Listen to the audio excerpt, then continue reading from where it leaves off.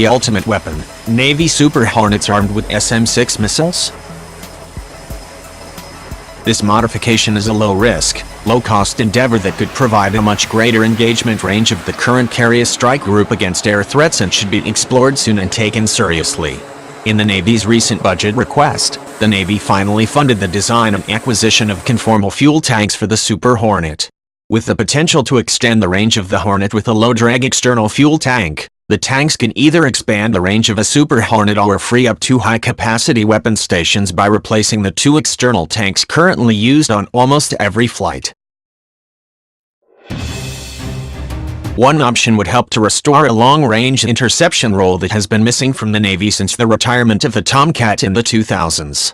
With four capacity weapon stations available in the Super Hornet, the SM-6 dual ISAM could be modified to serve as a long-range air-to-air missile, much like the standard SM-1 was modified to serve as an anti-radiation during the Vietnam War.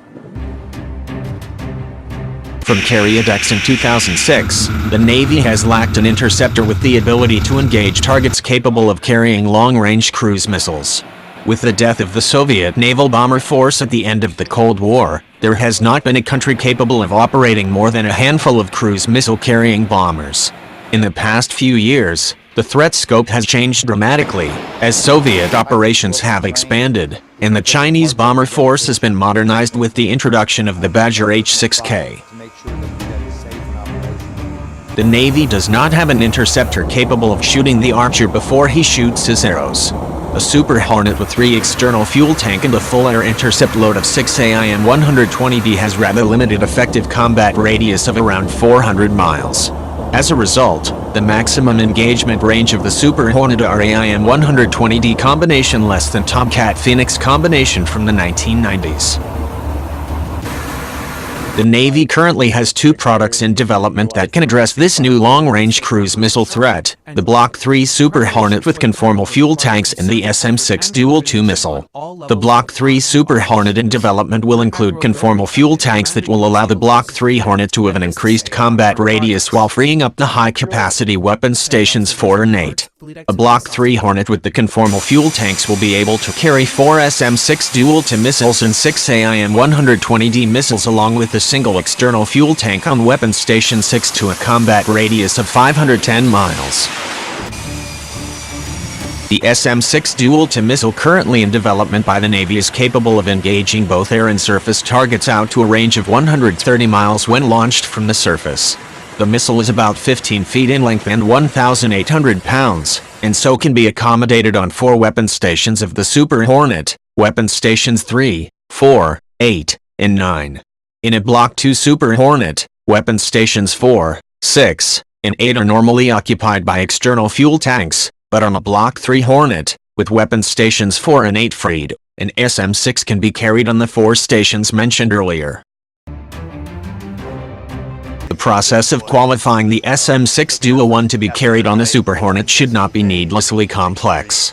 The SM-6's predecessor, the SM-1, was similarly modified from a naval SAM to an air carriage configuration. This process took around 2 years to create an operational product. The SM-6 has been designed to be easily updated using software updates, as evidenced by the newly enabled ability to engage surface targets. Captain Michael Ladner, program manager, told USNI News in 2014 that several new missions could be added via software-only upgrades. In addition to being easily reconfigurable, the SM-6 has been shown to work with the Navy's fighter data links by the engagement of an aerial target utilizing targeting data provided by an F-35 in 2016. A short development process would allow the SM-6 to be qualified for Super Hornet use by 2020. There are some additional benefits beyond providing a counter to the emerging long-range cruise missile bomber threat. At first instance, the SM-6 would provide a much longer-range air-to-air missile than the AIM-120D and help to bridge the gap between the AIM-120D and the longest-range Chinese and Russian AAMs that are either in development or newly in service. The SM-6 would also provide a more effective anti-ship weapon to the Super Hornet. Notwithstanding, it is a smaller warhead than the Harpoon. The SM-6 provides a much larger kinetic punch than the subsonic AGM-84 Harpoon due to its Mach 4 speed, is more survivable against modern systems due to its high speed and has a longer range. If the SM-6 were to be acquired in large quantities for airborne use, the per-unit cost of the missiles would drop dramatically and allow the missile to be purchased in larger quantities for use in the original SAMRO. Additionally, the employment of the SM-6 on the Super Hornet would potentially allow for the Super Hornet to widen the engagement range of a carrier.